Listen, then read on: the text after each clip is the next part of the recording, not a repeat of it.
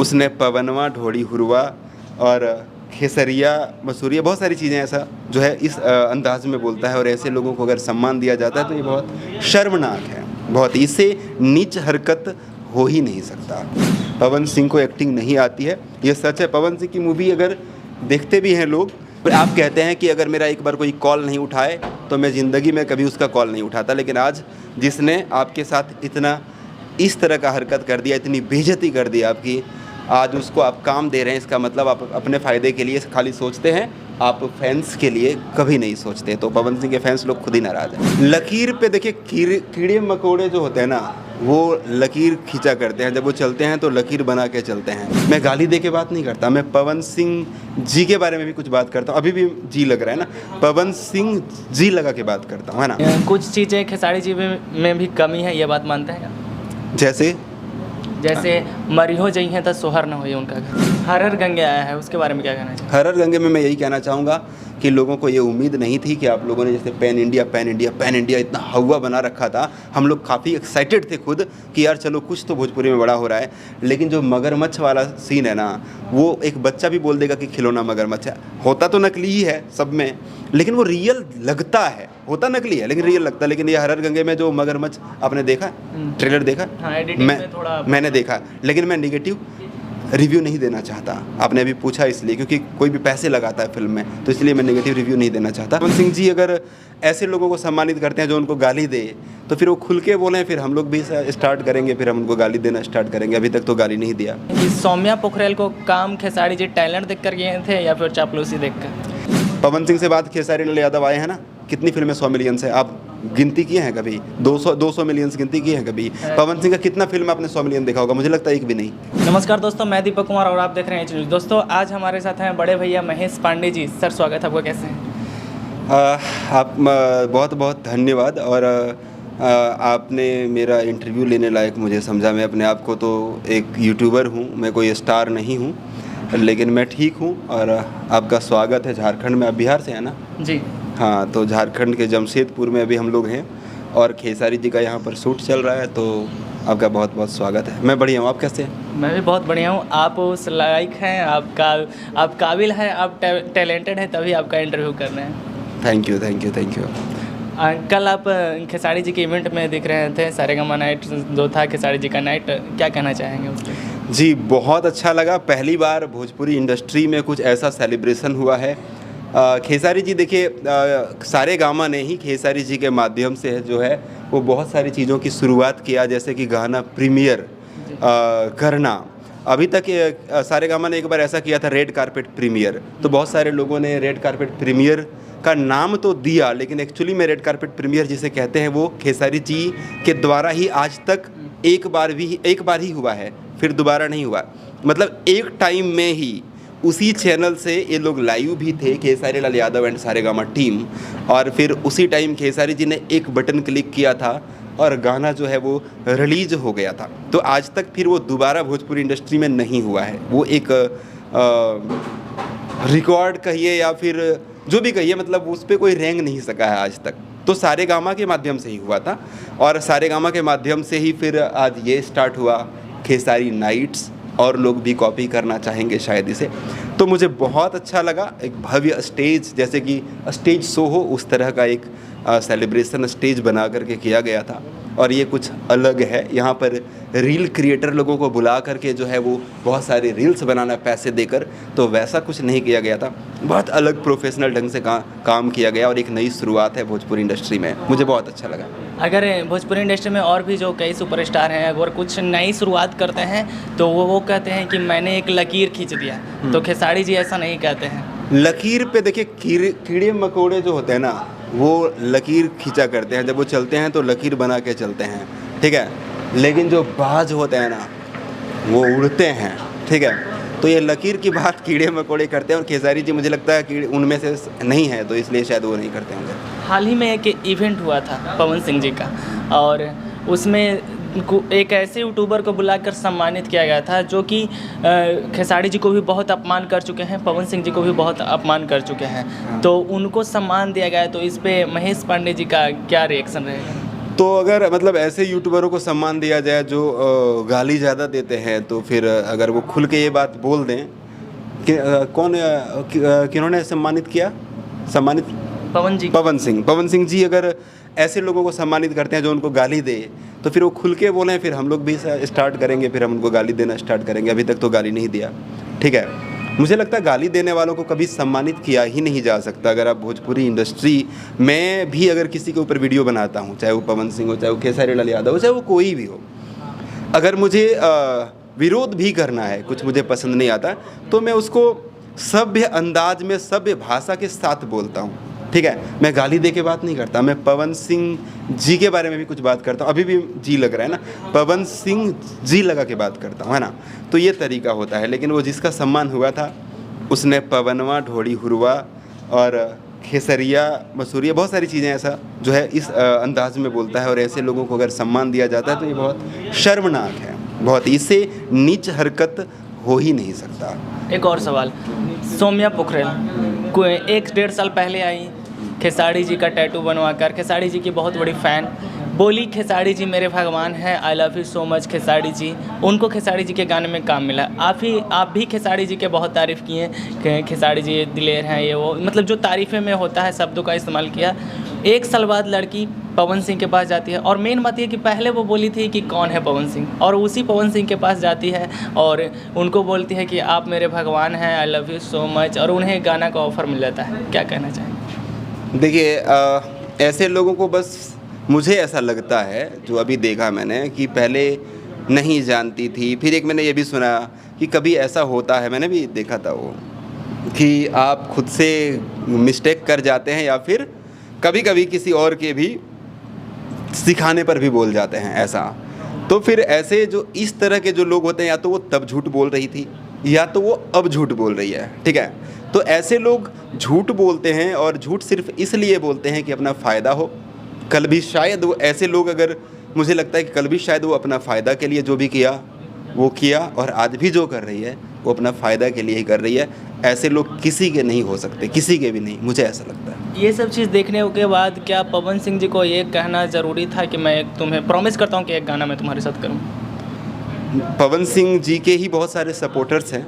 मैंने देखा, एक सौरभ ऐश्वर्या, मैंने अपलोड किया था वीडियो, वो पवन जी के बहुत ज़बरदस्त सपोर्टर रहे पहले, और अभी वो पवन सिंह को ही कह रहे हैं कि आप राजनीति कर रहे हो। जिस लड़की ने आपके साथ बहुत गंदे गंदे तरीके से, सौरभ ऐश्वर्या का पता ही है आपको, तो मतलब ये कर दिया, वो कर दिया, आज उसको आप सपोर्ट कर रहे हो, आप राजनीति कर रहे हो अपने फ़ायदे के लिए। आपने सबको, आप कहते हैं कि अगर मेरा एक बार कोई कॉल नहीं उठाए तो मैं ज़िंदगी में कभी उसका कॉल नहीं उठाता, लेकिन आज जिसने आपके साथ इतना इस तरह का हरकत कर दिया, इतनी बेइज्जती कर दी आपकी, आज उसको आप काम दे रहे हैं, इसका मतलब आप अपने फ़ायदे के लिए खाली सोचते हैं, आप फैंस के लिए कभी नहीं सोचते। तो पवन सिंह के फैंस लोग खुद ही नाराज़ हैं। इस सब से साफ जाहिर हो जाता है कि भोजपुरी इंडस्ट्री में टैलेंट की कोई कदर नहीं है, और टैटू बनवा लीजिए, चापलूसी कर लीजिए और काम मिल जाए। ये भोजपुरी इंडस्ट्री में है कि टैलेंट की यहाँ पर कदर नहीं है। एक से एक लड़कियाँ टैलेंटेड है, एक से एक एक्ट्रेस टैलेंटेड है, लेकिन उनको काम उतना नहीं मिलता है। लेकिन जिनको काम मिलता है, जो चापलूसी ज़्यादा कर पाते हैं, उनको ज़्यादा काम मिलता है। मैं ये नहीं कह रहा हूँ कि सारे ऐसे ही हैं, टोटल जो लड़कियाँ बहुत ज़्यादा काम कर रही है वो चापलूसी ही कर रही है, मैं ऐसा नहीं कह रहा हूँ। टैलेंटेड लोगों को काम मिल भी रहा है, लेकिन बहुत ऐसे टैलेंटेड लोग हैं जिनको काम सिर्फ इसलिए नहीं मिल रहा है क्योंकि वो चापलूसी नहीं करती हैं। और बहुत ऐसे लोग भी हैं, लड़कियां, जिनमें टैलेंट बिल्कुल भी नहीं है, लेकिन उनको बहुत काम मिल रहा है क्योंकि वो ज़बरदस्त चापलूसी करने जानती है, चापलूसी। खेसारी जी के बारे में आप लगभग बहुत कुछ जानते हैं, तो क्या आप बताना चाहते हैं कि सौम्या पोखरेल को काम खेसारी जी टैलेंट देख कर गए थे या फिर चापलूसी देख कर? नहीं, सौम्या पोखरेल ने तो खुद कहा था कि मैं आपकी बहुत बड़ी फ़ैन हूँ, स्टेज पर जो मैंने देखा था, बहुत बड़ी फ़ैन हूँ, सो सर प्लीज़ हमें भी मौका दिया जाए सर, इस तरह से प्लीज़ मौका दिया जाए। इस तरह आपने देखा होगा, स्टेज के ऊपर प्रॉमिस करवा लिया था, मतलब बोल करके, समझ रहे हैं आप। अब उतने बड़े भरे मंच पे एक स्टार को अगर कोई फोर्स करे कि मुझे काम दीजिए, मौका दीजिए, वो कैसे मना कर देते, ठीक है। तो वहाँ पर खेसारी जी ने कह दिया कि ठीक है, मैं प्रॉमिस करता हूँ कि आपको अपना 1 या 2 गाना में काम जो है वो दूंगा। और खेसारी जी ने अपना वादा एक मतलब गाना में काम दूंगा, 2 कहा था या नहीं कहा था मुझे नहीं पता, लेकिन गाना में काम दूंगा ये प्रॉमिस किया था। उन्होंने अपना प्रॉमिस पूरा भी किया, ठीक है। अब आगे आपको हमेशा वो काम देंगे ऐसा प्रॉमिस तो नहीं किया, ठीक है, तो आप ये दावा नहीं कर सकती हैं कि मुझे काम क्यों नहीं दे रहे हैं। तो उन्होंने अपना प्रॉमिस पूरा किया, और प्रॉमिस इसलिए किया गया था क्योंकि भरे मंच में इतने सारे लोगों के बीच में वो काम मांग रही थी। खेसारी जी को लगा होगा कि चलो एक दे ही देंगे काम, तो क्या ही हो जाएगा, तो दे दिए। आपको नहीं लगता कि इंडस्ट्री दो घूंटों में बट गई है? Pawan Singh team, Khesari Lal team. बिल्कुल बटी है, और ये स्टार लोगों की वजह से बटा है।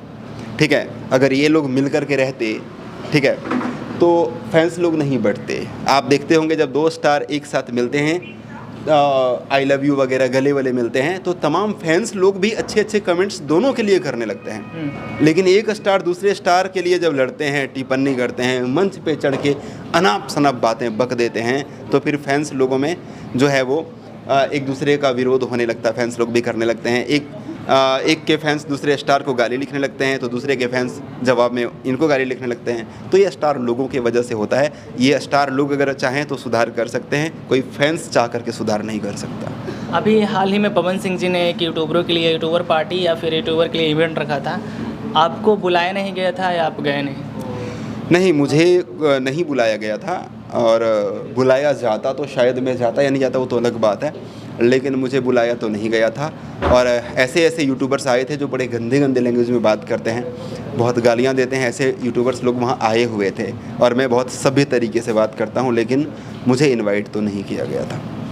अभी हाल ही में आपने एक वीडियो बनाया था कातिल, एक मूवी को लेकर, पवन सिंह जी के एक मूवी को लेकर के, और मूवी का ट्रेलर आया था, तो आपने कहा कि साफ साफ जाहिर होता है कि पवन सिंह को एक्टिंग नहीं आता है। यस, बिल्कुल, मैं अभी भी कहता हूँ पवन सिंह को एक्टिंग नहीं आती है, ये सच है। पवन सिंह की मूवी अगर देखते भी हैं लोग तो वो डायलॉग की वजह से देखते हैं। पवन सिंह का डायलॉग जो होता है वो थोड़ा वजनदार होता है, वो डायलॉग अच्छा लगता है। पवन सिंह का डायलॉग वायरल भी हो जाता है रील पे, आपने देखा होगा, क्योंकि आवाज़ जो है थोड़ा वजनदार है, क्योंकि वो एक अच्छे सिंगर हैं, और सिंगर अच्छे इसलिए हैं क्योंकि आवाज़ अच्छा है, तो डायलॉग भी बोलते हैं तो सुनने में अच्छा लगता है। तो वो जो डायलॉग है उसके वजह से पवन सिंह का कहीं ना कहीं जो है फिल्म थोड़ा बहुत चलता है। लेकिन एक्टिंग, आप पवन सिंह के फैंस लोग भी बहुत सारे लोग ऐसे बोलते भी रहते हैं कि बोल देते हैं, जो रियल लोग होते हैं उनको एक्टिंग सच में वो परफेक्ट एक्टिंग में नहीं है। वो अब देखिए करते करते बहुत कुछ सीखा है उन्होंने, ऐसा नहीं कहता कि बिल्कुल नहीं आती,